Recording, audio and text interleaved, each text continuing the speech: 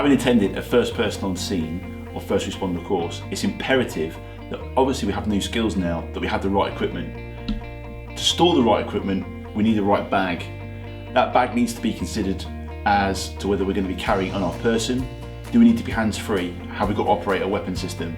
Or can I carry it in my hand? Is that not so important?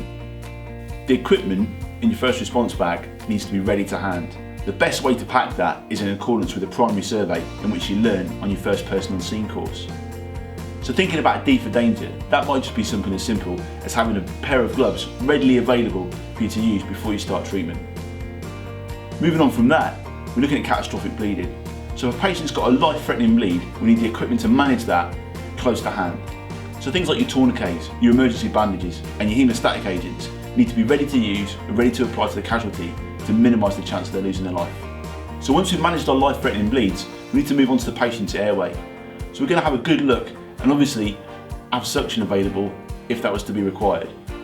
Moving on from that, we've got our airway adjuncts. So oropharyngeal airways, nasal pharyngeal airways, or eye gels if you've got the competence to use them. Once the patient's airways are managed, we then obviously move on to our breathing check.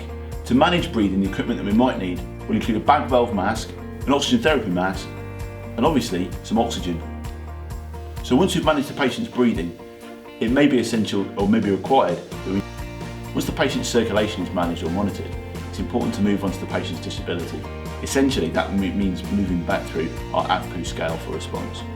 However, if we suspect that the patient may have suffered a spinal injury, kit in the bag, like a C-spine collar, will assist us in further immobilisation of that patient. Once we've assessed the patient's head around disability for head trauma, managed any C-spine injuries, it's important that we move on to a full expose. That means getting down to skin level with the patient, assessing for any other injuries. To do that, we're going to need some paramedic tough cut shears. Cut through anything, get right down to skin level so you can visualise what you're dealing with. To assist us in patient management, it may well be advised to carry some SAM splints, some tape, and also a pelvic sling, just in case we've got potential pelvic injuries.